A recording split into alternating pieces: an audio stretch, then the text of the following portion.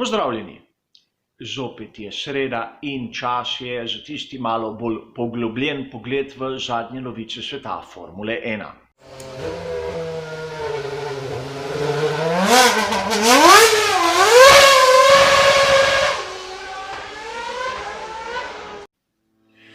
Določene teme, katere so opisane v tem kratkem pregledu, smo se že lotili v soboto v prenosu v živo. A do danes sem našel kar nekaj zanimivih potrditev, nekaj zanimivih dodatnih virov, kateri tako zaključujejo ta malce bolj poglobljen pogled. In seveda ni moj namen vam predstavljati najhitrejše in najnovejše novice, temveč dati nek drugačen zorni kot v dogodke, katere vidimo v Formuli 1. Kot ponavadi, vse bližnjice do tistih člankov, katere navajam v tem prispevku, dobite v opisu, kolikor koga zanima, kaj je pisalo v originalu. A začnimo s prvo novico.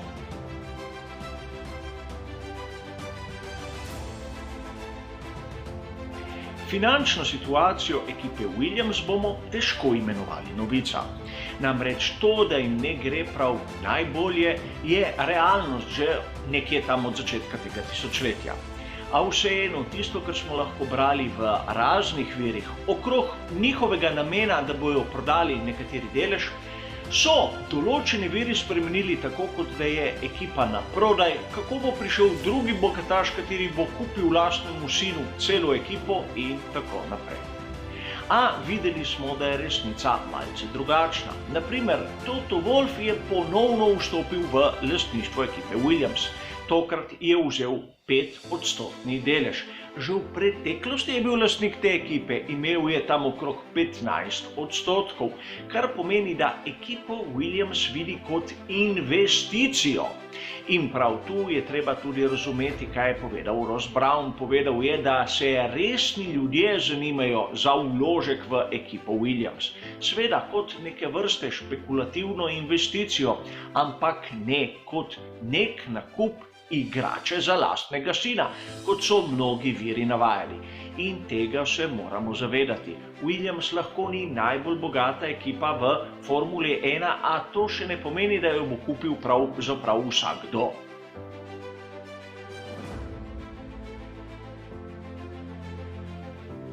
Druga novica se bo dotaknila začetka aktivnosti v pripravah na prvo dirko sezone 2020.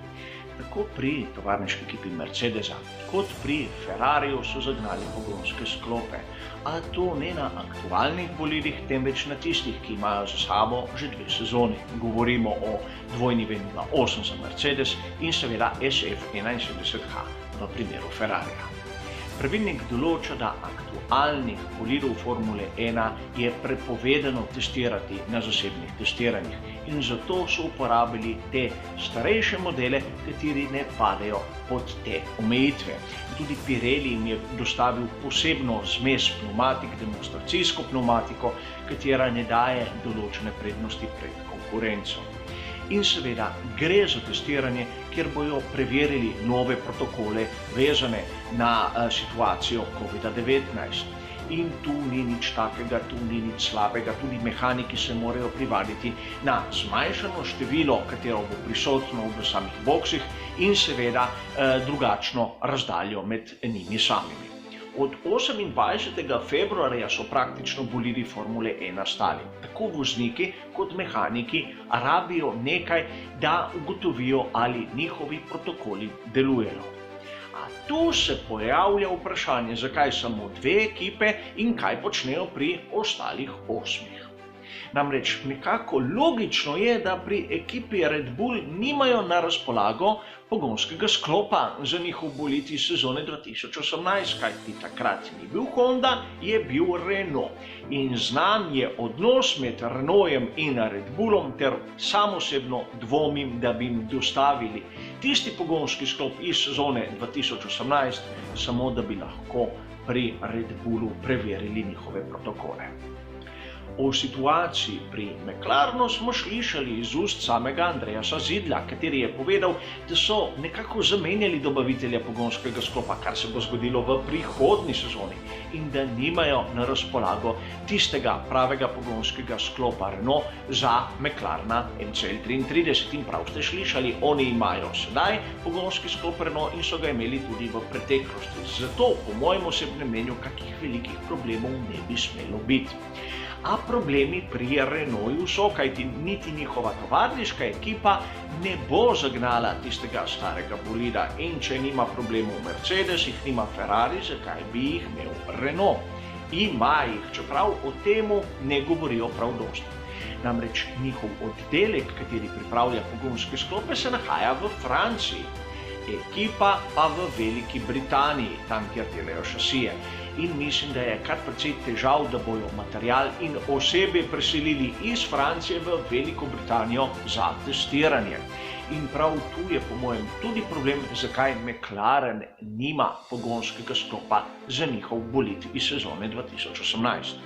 Kot sem že povedal v tistem prenosu v živo, je velik problem v sodobni Formuli 1, ker ekipe nimajo pogonskih sklopov v lasti. Imajo jih le na leasing.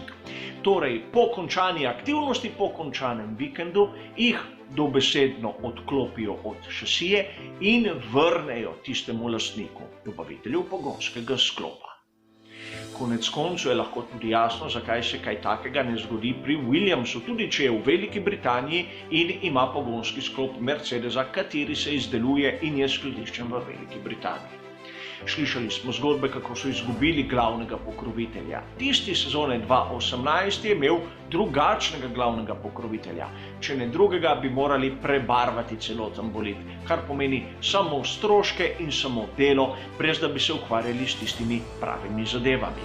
In podobno zgodbo bi lahko rekli tudi za Racing Point in marsikatero drugo ekipo. Naprimer Haas, katera ima tudi sedež v Veliki Britaniji in seveda uporablja pogonske sklope Ferrarija, kateri se nahajajo v Italiji.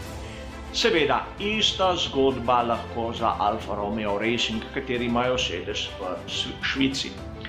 Vidimo lahko, da to testiranje, katerega sta si privoščila tako Mercedes in Ferrari, je bil nek privilegij, katerega si lahko pod določenimi pogoji privoščijo le tisti pravi konstruktorji.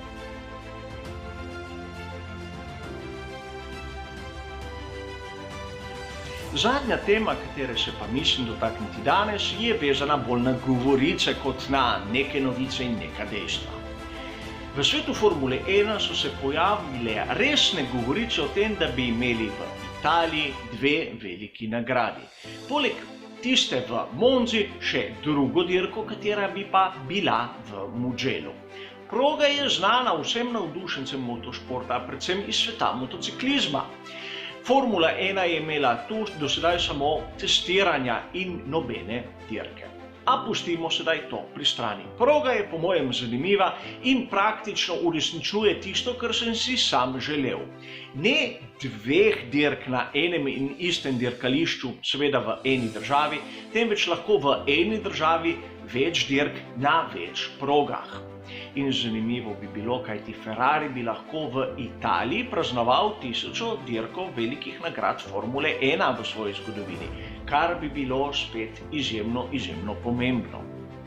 Vse je odvisno od tega, kako bodo potekali razgovori z bodočimi uličnimi dirkami na koledarju, kot je velika nagrada Singapurja, velika nagrada Azerbajdžana, kaj bo z veliko nagrado Vietnama. Namreč logično je, da dirka na stalnem dirkališču je bistveno bolj enostavna za organizacijo kot ulična dirka. Infrastruktura je že tam na tej fiksni progi. Vkolikor ne želimo gledalcev, je potrebno samo zapreti vrata. Na tistih uličnih mestnih dirkah je situacija čisto drugačna. In zaradi tega se da zgoditi, da bomo imeli drugo dirko v Italiji, ne vemo še kako se bo imenovala, ampak izjemno zanimiva opcija. Poleg Mugello obstajajo tudi variante za Hockenheim, govorilo se je o Imoli in tudi o Jerezu. Proge, katere so po mojem mnenju zanimive in upam, da jim bo uspelo priti v koledar. Toliko za današnji hiter pregled in komentar tistih zanimivih novic. Vidimo se z novimi novicami spet naslednji teden. Hvala za vašo pozornost in nasvidenje.